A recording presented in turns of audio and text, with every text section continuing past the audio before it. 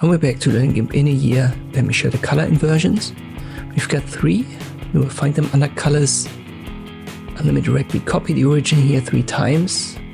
And then we go over that step by step. You can see there's a normal inversion, then a linear and a value invert. These are all one-click options, so you select the layer and then go to colors and simply left-click on it. The normal inversion is just a photographic negative, so the familiar inversion, for example white with a value of 255 for each color channels will be turned to black with a value of 0.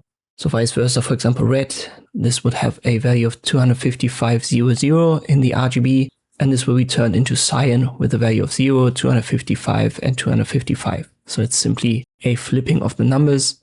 The second one is the linear inversion, and it's called linear because it inverts the linear light rather than using the gamma encoded RGB values. The result is usually an image that looks different in brightness, and this is particularly true for the midtones.